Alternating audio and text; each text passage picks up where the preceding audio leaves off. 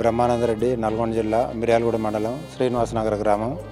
ఈరోజు త్రిపురార్ మండలం కేవీకే కంపసాగర్లో కొత్త పంటల మీద మార్పు తీసుకురావాలని చెప్పేసి అభివృద్ధి చేయాలని రైతుల్ని ఆశిస్తూ కొత్త వెరైటీ తీసుకురావడం జరిగింది. బీహార్ రాష్ట్రంలో కొంతమంది సైంటిస్టులను తోలి అక్కడ వాతావరణం ఎలాగుంది, మన తెలంగాణలో ఇది షూట్ అవుతుందా కాదా అని చెప్పేసి మకానా అనే పంట మీద రీసెర్చ్ చేయడం జరిగింది. ఆ రీసెర్చ్ పంటని రైతులకు అందియాలని చెప్పేసి కొంతమంది రైతులకు డెమో ఇవ్వాలని చెప్పేసి అనుకుంటున్నారు. అందులో నేను కూడా కొంత డెమో చేయాలని అనుకుంటున్నాను. ఈరోజు మకానా విత్తనాలు నారు పోయటం జరిగింది. మన సాగర్ ఆయకట్టు కింద ఎంతసేపు వరి అనే పంట మీద రైతులు ఆధారపడి ఉంటున్నారు. ఏదైనా ప్రత్యామ్నాయం చేయాలి, రైతులకు అధిక దిగుబడి రావాలి అంటే కొత్త పంటలు వేయాలి, మార్కెట్లోకి తీసుకెళ్లాలని చెప్పేసి ఈ మకానా అనే పంటని అభివృద్ధి చేయాలి మన నల్గొండ డిస్టిక్లో సాగర్ ఆయకట్టు కింద అని చెప్పేసి కృషి చేస్తూ ఉన్నారు. రాబోయే రోజుల్లో మన నీటి ఎద్దడి వచ్చినా, వేరే ఏదైనా కరువు వచ్చినా కానీ అత్యధిక వరి పంట బియ్యం అనేది తినకుండా ఈ మకానా అనేది కొంచెం తీసుకున్నా కానీ షుగర్, బీపీ అనేక రోగాల నుంచి తట్టుకునే అవకాశం ఉందని చెప్పేసి రీసెర్చ్లో తేలింది. ఈ వరి రైస్ అనేది తగ్గించుకోవాలి. మనం కూడా రైతులు కొన్ని పంటలు మార్పు చేసుకొని అధిక దిగుబడి రాబడిని పొందాలని చెప్పేసి నేను మన నల్గొండ జిల్లా రైతులందరినీ కోరుకుంటున్నాను. ఇలాంటి ప్రోగ్రాంలు చాలా చేసి రైతులు ముందుకు తీసుకుపోవాలని చెప్పేసి కోరుకుంటున్నాను. నా పేరు డాక్టర్ లింగయ్య అండి. ఇక్కడ నేను వ్యవసాయ పరిశోధన స్థానం కంపసాగర్ నందు అధిపతిగా పనిచేస్తున్నాను. గత నెలలో మేము 4 సభ్యుల కమిటీ బీహార్ దర్భంగా వెళ్ళడం జరిగింది మకానా క్రాప్ తెలుసుకోవడం గురించి. అక్కడ మేము 4 సభ్యులము మేము దర్భంగా వెళ్ళి 4 రోజులు అక్కడ విజిట్ చేసి ఫార్మర్స్ ఫీల్డ్లో ఎలా ఈ మకానా కల్టివేట్ చేస్తున్నారో చూసి తెలుసుకోవడం జరిగింది. ఇక్కడికి వచ్చిన వెంటనే మేము ఒక డెమో ప్లాట్స్ ఒక 4 ప్లేస్లలో డెమో ప్లాట్స్ వేయాలని నిర్ణయించడం జరిగింది. అందులో భాగంగా మేము 30 కేజీల విత్తనం తీసుకొచ్చి ఇక్కడ మొట్టమొదటిగా అంటే తెలంగాణ జిల్లాలో నల్గొండలో మా వ్యవసాయ పరిశ్రమ కంపసాగర్ నందు మొట్టమొదటిగా ఒక 10 కిలోలు ఒక ఎకరానికి సరిపడే 10 కిలోల విత్తనాన్ని నారు పోయించడం జరిగింది.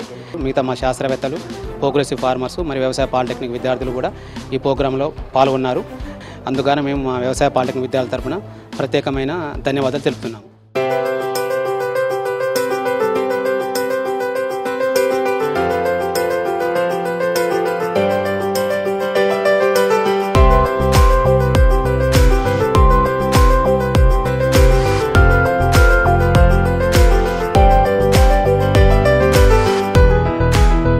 నల్గొండ జిల్లాలోని వ్యవసాయానికి సంబంధించి, ఉద్యానానికి సంబంధించి వివిధ పంటలు సాగులో ఉన్నాయి. వీటన్నిటిని దృష్టిలో పెట్టుకొని మనకి జిల్లాలో కూడా ఇరిగేషన్ సోర్సెస్ మనకి ఎష్యూర్డ్ ఉన్నాయి. కెనాల్ ఇరిగేషన్ నాగార్జున సాగర్ ఉంది, మూసీ కింద కొంత ఆయకట్టు ఉంది, ఏఎంఆర్పి కింద కూడా సుమారుగా 2.5 లక్షల ఎకరాలు మనకి ఇరిగేషన్ సోర్స్ కింద 2 పంటలకు వస్తుంది. అదేవిధంగా పత్తి, వరి అత్యధిక సంఖ్యలో 15 లక్షల ఎకరాల సాగులో ఉంది. మిగతా 2 లక్షల ఎకరాల పండ్ల తోటలు, కొంత ఆయిల్ పామ్ కూడా మనకి 20,000 ఎకరాల్లో జిల్లాలో సాగులో ఉంది.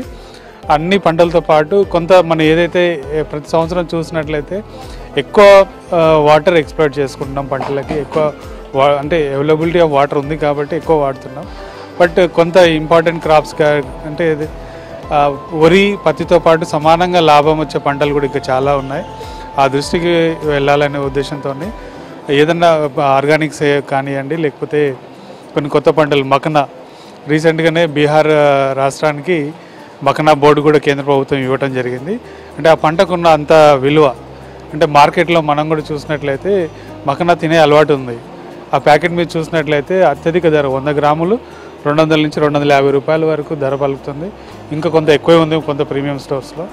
ఈ పంటను మన జిల్లాలో కూడా సాగు చేయవచ్చు కదా అనే ఒక ఆలోచనతో బీహార్ రాష్ట్రానికి వ్యవసాయ శాఖ శాస్త్రవేత్తలందరూ కూడా బృందంగా వెళ్ళి ఒక వారం రోజులు అక్కడ మకనా రీసెర్చ్ స్టేషన్ ఉంది బీహార్లో. అక్కడ వాళ్ళతో మాట్లాడి రైతులతోని కొంత ఏ విధంగా సాగు చేయాలనేది సలహాలు, సూచనలు, వాస్తవ పరిస్థితులన్నీ తెలుసుకొని జిల్లాలో 5 చోట్ల వీటిని ప్రయోగాత్మకంగా సాగు చేయాలనేది ఒకటి.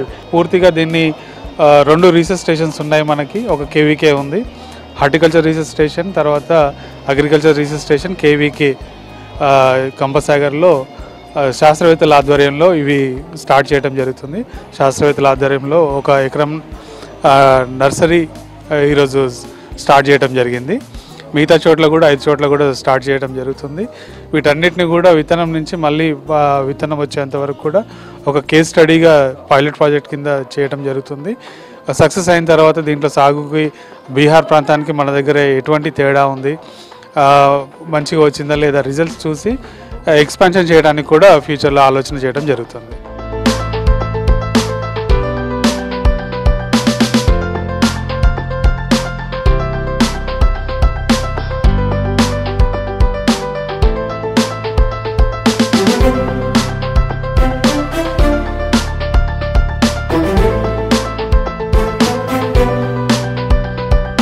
నా పేరు doctor CH Raja Goud, senior scientist and entomology and head ఉద్యాన పరిశోధన స్థానం కొండమల్లపల్లి. గత నెలలో మార్చి నెలలో 4 సభ్యులతో మేము దర్భంగా డిస్టిక్ వెళ్ళడం జరిగింది. మేము మకానా క్రాప్ గురించి స్టడీ చేయడం జరిగింది. దాంట్లో ఏంటంటే మకానా క్రాప్లో ఎన్ని రోజులు ఈ పంట వస్తుంది, నారుమడి ఎలా, తర్వాత ప్రధాన పొలంలో ఎలా నాటు పెట్టాలి, నాటు పెట్టిన తర్వాత ఎలా దాన్ని ప్రాసెసింగ్ చేయాలనే అంశాలపై అధ్యయనం చేశాము. ఆ తర్వాత మేము ఇక్కడికి వచ్చిన తర్వాత 4 స్పాట్స్ సెలెక్ట్ చేయడం జరిగింది. అందులో భాగంగా ఒకటి మనకి హెచ్ఆర్ఎస్ కొండమల్లపల్లి, రెండోది ఏఆర్ఎస్ కంపసాగర్, అలాగే ఒక 3 ప్రోగ్రెసివ్ ఫార్మర్స్ ఫీల్డ్లలో మనము చేయడానికి నిశ్చయించుకున్నాము. దాంట్లో ఏంటంటే మనకి సీడ్ అక్కడి నుంచి తెప్పించిన తర్వాత దీంట్లో వేయడము, వేసిన తర్వాత మళ్ళీ ఒక 3 మంత్స్ తర్వాత ప్రధాన పొలంలో నాటు వేయడం జరుగుతుంది.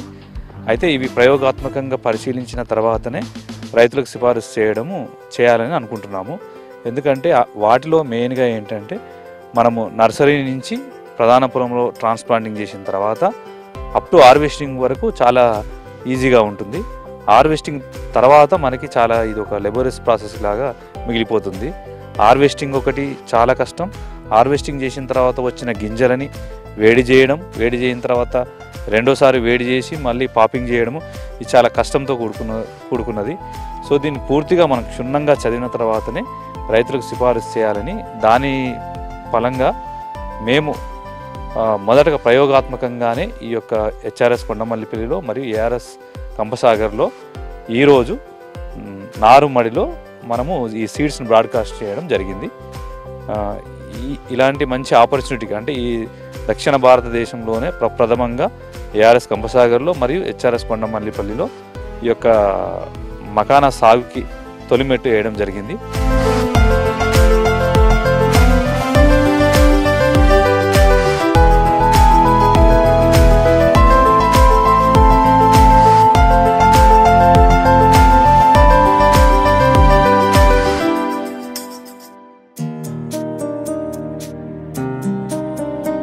నమస్తే అండి, నా పేరు Anant Reddy, horticulture officer Nalgonda.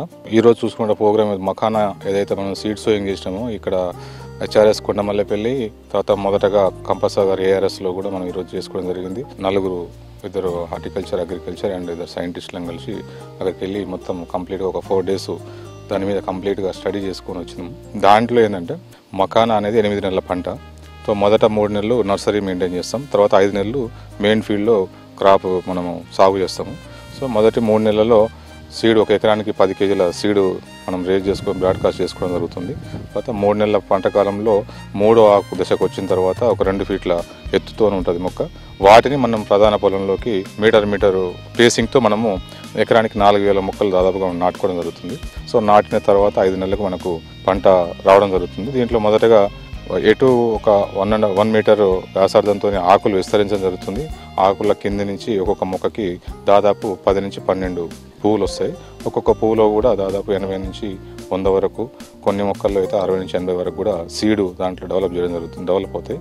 So ఎప్పుడైతే మనకు 5 months తర్వాత మెచ్యూర్ అవుతున్నాయో ఫ్రూట్స్ మెచ్యూర్ అయిన తర్వాత ఆటోమేటిక్గా అవి పగిలిపోయి గింజలు మొత్తం కూడా మళ్ళీ నీళ్ళలోనే అడుగున పడిపోతాయి.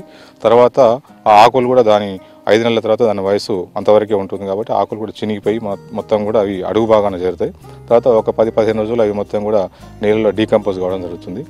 దాన్ని చూసుకొని మనము ఆకులు ఎప్పుడైతే కంప్లీట్గా వాటర్ పైన లేకుండా కింద డీకంపోజ్ అయి ఉంటాయో అది మనం హార్వెస్టింగ్ చేసుకోవడానికి ఒక మంచి ఇండిసెస్ అనమాట. అంటే అది ఒక సిగ్నల్ అనమాట. ఆ టైంలో మనము బురదలో ఉన్న గింజలన్నింటిని కూడా సేకరించాల్సి ఉంటుంది. సో ఆ గింజలు సేకరించే ప్రక్రియ అనేది కొంచెం క్లిష్టతరంగా ఉంటుంది. ఒకేసారి దాన్ని చేయడానికి కుదరదు కాబట్టి ఒక 3 తడవలుగా చేయాల్సి వస్తుంది. 3 తడవల్లో కూడా మనకు బురదలో ఉన్న అన్ని సీడ్ని కూడా సేకరించిన తర్వాత వాటిని మనం ఒకవేళ మళ్ళీ విత్తనాన్ని వాడుకోవాల్సుకుంటేనేమో షేడ్లో మనం ఒక 24 అవర్స్ డ్రై చేస్తాము.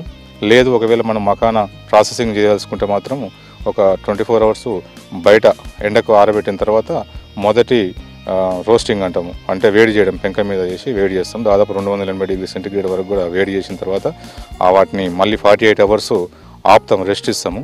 48 అవర్స్ తర్వాత మళ్ళీ ఒకసారి సెకండరీ రోస్టింగ్ చేస్తాం, మళ్ళీ పెంక మీద వేసి ఆ 280 డిగ్రీ సెంటిగ్రేడ్లో ఆ వేడి గింజల్ని పగలగొడతాం అనమాట. అప్పుడు ఆ పాప్స్ బయటకు వస్తాయి. సో వాటిని మనం మకానాగా తినడానికి వాడతాము. తర్వాత రకరకాల ఫుడ్స్లో కూడా మనం తయారు చేసుకొని తినడానికి ఉపయోగపడతాయి.